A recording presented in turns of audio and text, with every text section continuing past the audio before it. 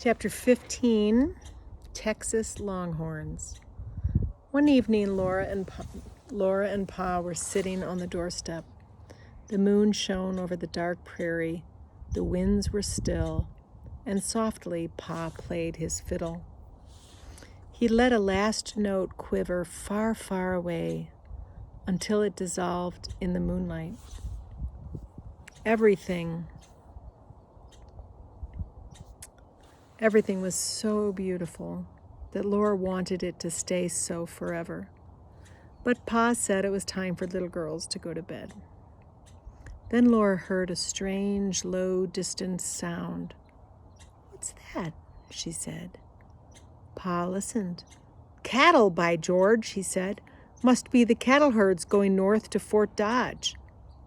After she was undressed, Laura stood in her nightgown at the window. The air was very still, not a grass blade rustled, and far away and faint she could hear that sound. It was almost a rumble and almost a song. "Is that singing, Pa?" she asked. "Yes," Pa said. "The cowboys are singing the cattle to sleep. Now hop into bed, you little scalawag."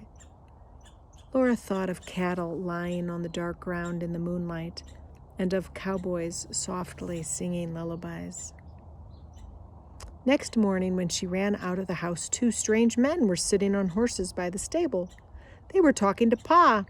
They were red-brown as Indians, but their eyes were narrow slits between squinting eyelids. They wore flaps of leather over their legs and spurs and wide-brimmed hats. Handkerchiefs were knotted around their necks, and pistols were on their hips. They said "so long" to Pa and "hi-yip" to their horses, and they galloped away. "That's a piece of luck," Pa said to Ma. "Those men were cowboys. They wanted Pa to help them keep the cattle out of the ravines along the bluffs of the creek bottoms. Pa would not charge them any money, but he told them he would take a piece of beef. Pa asked, "Oh, Charles." Ma's eyes shone as she said it.